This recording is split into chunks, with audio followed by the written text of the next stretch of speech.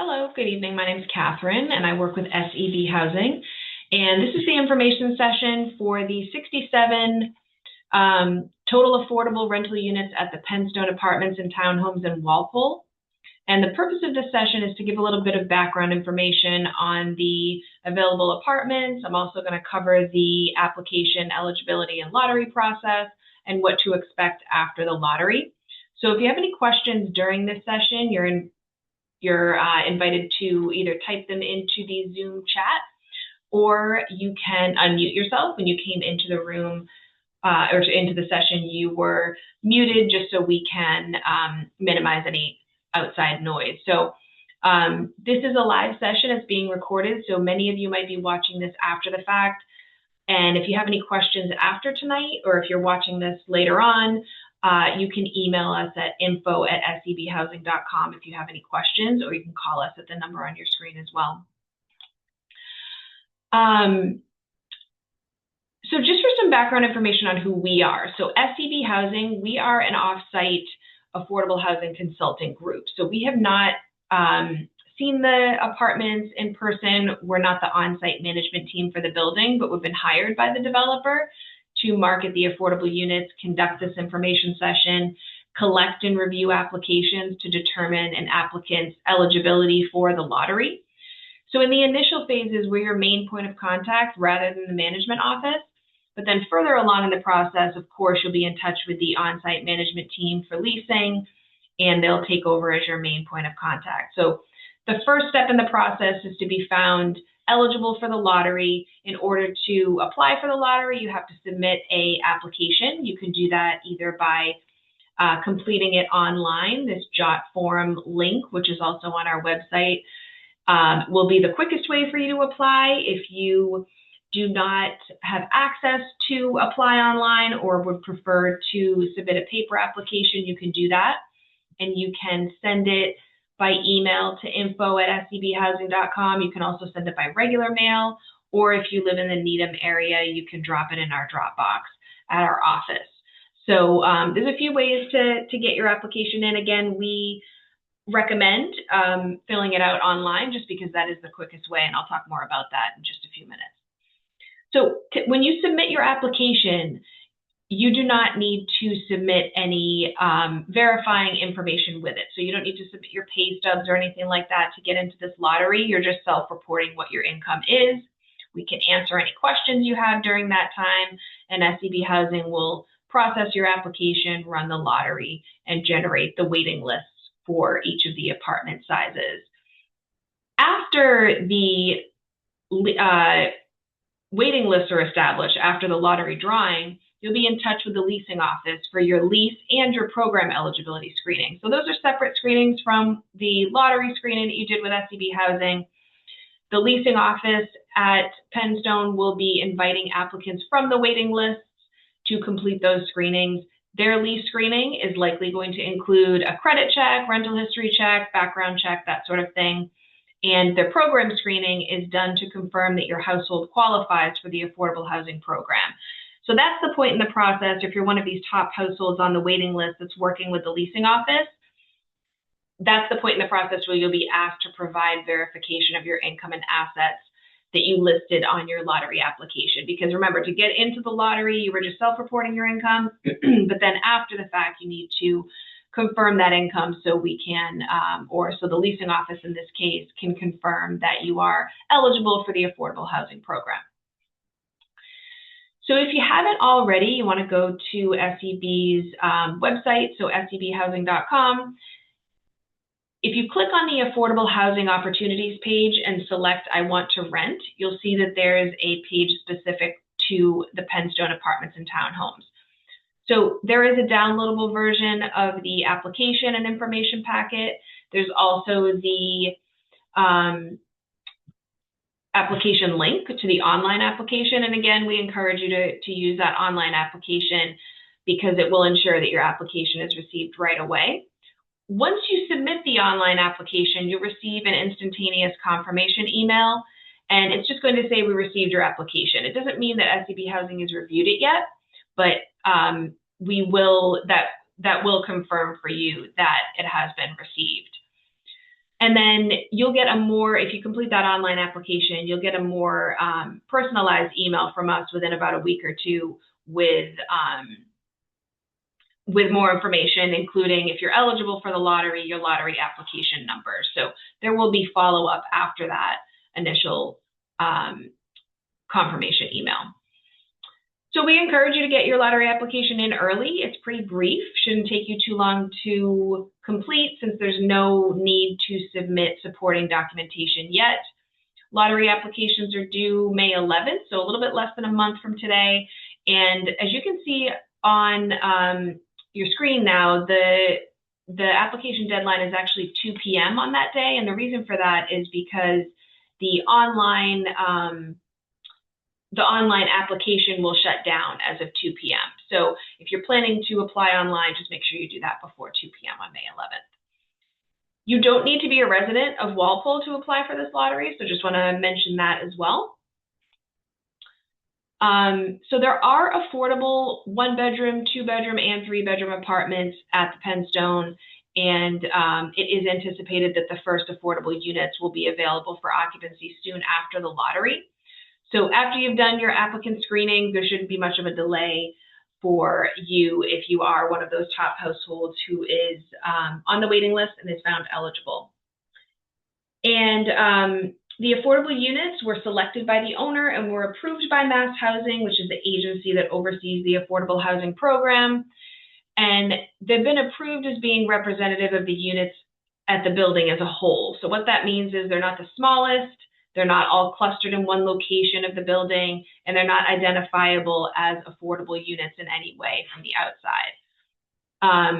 There are 24 1-bedroom apartments. Those each have 1 bathroom, and the rent will be $2,297. One of those 1-bedroom units is both mobility and hearing accessible. There's 33 2-bedroom apartments. Those have 2 bathrooms, and the rent will be $2,708. One of the 2 bedrooms is both mobility and hearing accessible, and then there's 10 3-bedroom affordable apartments that will have 2 bathrooms as well, and the rent for those 3 bedrooms will be $3,073. So the community amenities, they're open to everybody. There is a resort-style swimming pool. This is a rendering of what the pool area will look like at Penstone. And there's a fitness center and golf simulator, movie room, grilling areas, and a fire pit outside. In terms of utilities, tenants will be responsible for paying their own utilities with sub-meters, of course. There's electric heat, hot water, cooking, electricity, water, sewer, and there's a small trash removal fee each month. And there is parking available for residents, and that's included in the rent. So that's free of charge, 1 space per unit. Okay, so in terms of the eligibility requirements for the affordable housing program, so there's 4 eligibility requirements that are listed in the information packet. The information packet is a PDF document that is on our website that we have for this property. So you're able to take a look at that. Even if you watch this information session or attending it, you should take a look at that because there's a lot more information in there. So anyway, the eligibility requirements for this program, I'll talk about these income limits in just a few minutes, but in terms of the 4 eligibility requirements, households that are applying have to have an income that qualifies their household for the affordable housing program.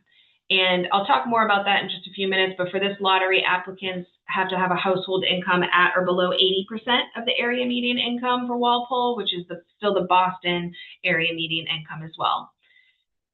The second eligibility criteria is that households can't have owned a home upon move-in. So if you own a home now, you would need to sell the home before leasing an apartment at the Penstone. And then also to keep in mind for eligibility purposes, household priority is going to be based on household composition. So generally that means that larger households are going to have priority for larger units when we're sorting the waiting list. So if you're applying for a 2-bedroom unit and it's you and a partner that would normally share a bedroom, then you're going to have a lower priority for that 2-bedroom than someone who, has 3 people in their household, for example. Also, you want to keep in mind for this lottery, 1-person households can't apply for 2-bedroom units, and 2-person households can't apply for 3-bedroom units unless a household member has a disability which requires a reasonable accommodation for an extra bedroom. So if you're filling out your application and you're thrown an error message on the online application, you will see that if you're a 1-person household, you can't apply for a 2 or a 3-bedroom unless you have that reasonable accommodation request. And then it doesn't come up too often, but households can't have financial interest in the development and can't be considered a related party. And what that means is if you work with the developer or the management company, you might not be eligible for this opportunity. So just to circle back on the first eligibility criteria, so the income limits for this program are on your screen here. So if you're a household of 1 person, your total household income for the year can't be over $92,650, and then it goes up from there. So if you're a 2-person household, $105,850, and so on. So these limits are set by the affordable housing program. So if your household falls outside of these limits, you unfortunately wouldn't be eligible for this lottery. And so these affordable units, as I said, are being made available to rent at prices that are lower than identical or very similar units within the building. So in order to qualify them, you have to have an income below this 80% threshold here. So the maximum income limits are set by household size and include everyone who will be living in the unit. Income for the program is counted as a projection of your income over the next 12 months. So like I said, you don't need to submit pay stubs or anything like that to get into this lottery, but still want to give you a basic overview of how your income will be counted when we're looking at these income limits here. So all income is counted. It's the gross income. Unfortunately, that's what the program requires us to count. So most of us are not taking home the full amount that's listed on a paycheck, but it is the amount before taxes that we need to count as your gross income. The only exceptions to that really are if you have anyone under 18, so if you have a 16-year-old working a job, their income, their wages are not going to be counted towards your wage income. And if you have a dependent full-time student, so maybe you have a college student that's living with you, if they're working, only the first $480 of their wages are counted when determining your eligibility. But it is all income, so when you're filling out the application, make sure that if you have anybody in your household who is, who's receiving Social Security benefits or a pension, anything like that, that needs to be written down as well, not just current wages that are being earned. And so, like I said, how we calculate income is a projection of what your income is over the next 12 months. So some applicants have a weekly salary. It's consistent throughout the year. Same amount is on their paycheck every week or every 2 weeks. But there's other people who are self-employed or working seasonally. So in those circumstances, we may need to look further into your past to be able to anticipate your income going forward. Specifically for applicants who are self-employed, you'll need to complete a profit and loss statement. We have a sample one of those if you need it to document any business expenses and all of that. So in general, any income that you have been making, we have to assume that you're going to continue making it going forward unless there's definitive documentation telling us otherwise. So if you have bonuses or overtime, we do need to consider those part of your income as well. If they're not going to be paid out in the coming year, your employer is able to confirm that, then we may be able to take a look at a letter from them. So when you're filling out your application, just make sure you're writing everything down in terms of the income coming into your household. There is no minimum income for the affordable housing program. However, most management teams, including the team at Penstone, want to be sure that all tenants, whether or not they are renting an affordable unit or a market rate unit, they want to make sure that you can afford the rent amount. So the management company has set a minimum household income equivalent to 2.5 times the monthly rent. Those amounts are listed on your screen here. They're also in the information packet. So as you can see, if you're looking to rent a one bedroom apartment, the approximate minimum household income is $55,100. So if your household's total income is well below that amount, you unfortunately wouldn't be able to qualify for an affordable unit at the Penstone. The only exception to that is applicants with mobile housing vouchers. So if you have a Section 8 voucher, an MRVP voucher, the minimum income amounts are not going to apply to you. You can disregard them, and that's because your voucher will be picking up a portion of your rent. But ultimately, it's going to be the leasing office that confirms whether or not your household, if you don't have a voucher, whether or not your household qualifies for their minimum income amount. Because like I said, it's not set by the program, but set by the leasing office. So if your total household income is $55,000, you're just $100 short, or maybe it's $53,000, but you have liquid assets that you would be able to access to pay the rent, they may accept your application. So just keep that in mind. Your total household income would need to be about between this minimum income floor that is set by the leasing office and the maximum income limits. These numbers for the income limits are set in stone, whereas the approximate minimum income for the leasing office, there may be some wiggle room there. So if you're a one-person household who's looking to rent a one-bedroom apartment, your income for the year in order to qualify for this lottery would need to be above $55,100 and below $92,650.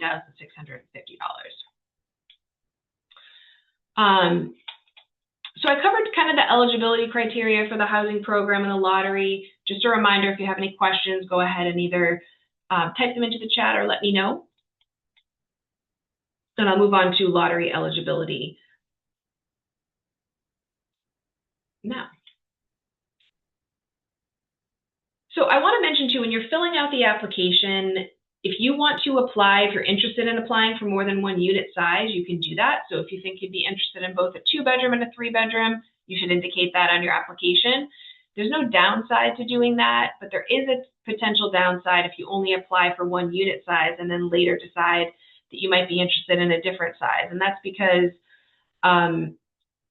you would be placed at the bottom of the waiting list. If you only applied for a 3-bedroom, but then you may have been interested in a 2-bedroom, you would be at the bottom of that 2-bedroom waiting list if you decide after the application deadline.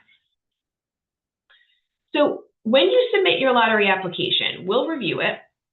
And if you're found eligible for the lottery, you will be sent an email with your lottery application number, which is going to be in the form of a series of numbers. So this isn't a ranking of any sort at that point. It's just the number that's going to be drawn in the lottery because we want it to be anonymous. We're not going to be pulling names during the lottery. It would be your lottery application number that is called. It corresponds with the order in which we approved your application. So if you were the very first person to submit a complete application and be approved for the Penstone lottery, your number would be A.001. That email that you receive will also confirm the bedroom sizes that you applied for and whether or not you've indicated that you need an accessible apartment. Applicants who need an accessible apartment are going to have priority for those accessible units over households who don't require the accessible handicap or hearing features of the unit. And then also with that email with your lottery application number, you're going to get a documentation requirements guide that's going to be in the form of a hyperlink. And it's going to be attached to the email because it provides you with details on the items that you're going to need to submit prior to your approval for the unit. So we suggest you review that guide just to be aware of how many pay stubs and things like that will be required for you to have your program screening when the time comes. But again, none of that is required with the lottery. It's just kind of preparing you for if you're one of the top households after the lottery for what you would need to submit. So if at any point during this process you're found to be ineligible for the lottery, maybe you're over income, you'd be informed, and we obviously encourage you to contact us with any questions. Sometimes we have, an application or a number was filled out incorrectly on the online form, and it disqualified you from the lottery because it was an extra zero or something. So just be mindful of that, and if you have any questions, contact us. On your application, you're going to indicate your household type. So in some cases, smaller households can apply for larger units, but generally larger households will have priority over smaller households. The information packet has a lot more information about household types and priority. But as an example, a type 1 household that could consist of 2 adults who share a bedroom, they could apply for that 2-bedroom unit that I mentioned earlier. But all type 2 households are going to have priority over that type 1 household on the 2-bedroom waiting list. Same thing with the 3-bedroom units. If you're a larger household, you're going to have priority over the smaller households. So the lottery itself is going to be held virtually on May 26th. It's going to be much the same as this call. So it's going to be at 6 p.m. and I'm going to be doing a Zoom session, sharing my screen, so you'll be able to see the lottery drawing. And it will be held digitally, meaning that the lottery numbers are going to be randomized on the screen and the results will be provided instantaneously, so you're able to see them. But I do need to sort the results of the waiting list, or sort the results of the lottery onto the waiting list. So if you're in attendance during the lottery itself, you're not going to know where you fall on the waiting list until the next day or later that evening when we send the sorted waiting list out to you. During the lottery, every number is going to be drawn. Sometimes you might think, there's 67 apartments, there's only going to be 67 numbers drawn, but that's not how these types of lotteries work. So the purpose of this lottery is to be able to establish the order of that waiting list. So in general, it is more beneficial to you if your number is called or pulled early, meaning that you're at the top of the list versus the last number to be called. But that won't necessarily be the deciding factor on whether or not you'll be at the top of the waiting list, because again, everyone's number is going to be called. So if you're applying for a 2-bedroom and you only have, it's you and the example that we gave, the 2-person couple, you're going to be further down the waiting list than any type 2 households. So after the lottery, I'll sort the results onto the waiting list, and the waiting list will be populated and sent to you after the fact. And we do our best, like I said, to send the results that night or the next morning. When you get the results of the waiting list, when you get the waiting list attached to an email, you're going to find your lottery application number to see where you fell on the lottery. And at that point, you'll have a better idea as to whether or not you're going to be invited forward to the next step in the process, which is to apply for a lease with the leasing office and do your screenings with the leasing office for your program eligibility. So following the lottery, the top households on the waiting list are going to be connected with the leasing office so that the next steps in the process, like I said, that lease and program eligibility screening can begin. So the lease screening often includes a check of your credit, your rental history, background check, that sort of thing. And your program eligibility screening is going to include collecting and reviewing your income, asset, and tax documentation in order to confirm that information that was self-reported on your lottery application.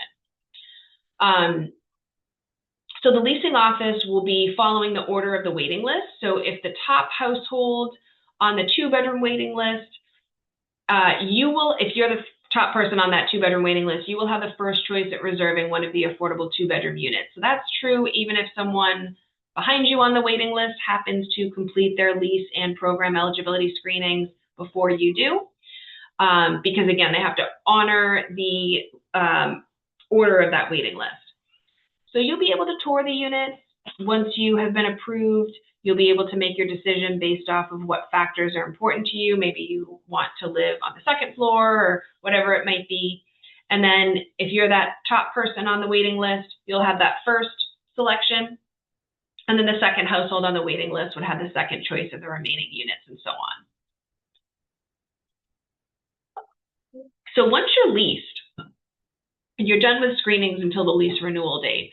So we hope that you love the unit, you want to remain in the unit beyond the first year of your lease. If you do, you would need to recertify your income with the leasing office prior to your lease renewal. So if you signed a lease for July 1st or June 1st of this year, you're going to be looking at a recertification around, maybe March or so, February or March of 2027.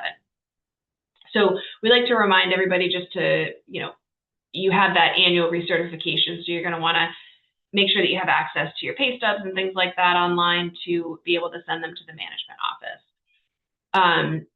If your income has increased during that first year of your lease, that's perfectly fine. As long as your total household income does not exceed 140% of the current year's area median income, you're still qualified to rent the affordable apartment at that affordable price. So at the end of the information packet, you can see the figures for the 140% amounts. But to give you an example, a household of 2 would have qualified for an 80% AMI, which is what these units are, affordable unit through the lottery with an income at or below $105,850. That same family can make up to $148,200 at the time of their recertification next year in order to remain eligible for the affordable apartment. So there's a little bit of wiggle room there. If you have a raise or if you get a different job, it doesn't mean that you need to either move out or start paying market rent right away. It means that you may still be eligible to rent at the affordable price. So that covers what's in the information packet that I wanted to get through during this session. Please let me know if you have any questions, or if you think of anything after the fact, or if you're watching this after the fact, you can email us at info@scbhousing.com, or you can call us as well at this number. And you have until May 11th at 2 p.m. to get that application in if you're interested in this opportunity. So we look forward to getting your application. I'll just give you a minute if anybody on the call has a question that I didn't answer.